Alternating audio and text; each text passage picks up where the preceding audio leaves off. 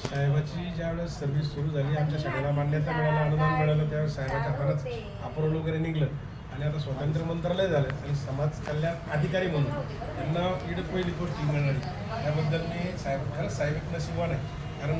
सुरुवात ह्या एरियामध्ये इकडंच झाली आणि चांगल्या शाळा आपल्या कर्तबगारीने आपल्या मार्गदर्शनाने या ठिकाणी या जिल्ह्यामध्ये चालू आहे, चालू राहतील. आणि आता आपण समाज कल्याण अधिकारी झाल्यामुळे आमच्या संस्थेच्या जिल्ह्यातील सर्व शाळेतील कर्मचाऱ्याच्या वतीने माझ्या संस्थेच्या वतीने तुम्हाला हार्दिक कशा शुभेच्छा देतो की पुढे आपल्या हातून आता आपण समाज कल्याण अधिकारी झाला, त्याही पुढे आपण उत्कृष्ट आणि छान पद्धतीचे या ठिकाणी काम करावं, आमच्या सर्व संस्थेतील कर्मचाऱ्यांना योग्य मार्गदर्शन करावं आणि शाळा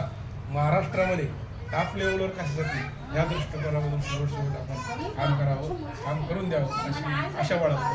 आणि मी लोकांनी या ठिकाणी थांबला, आमचा शुभेच्छा आपण स्वीकारला, त्याबद्दल मी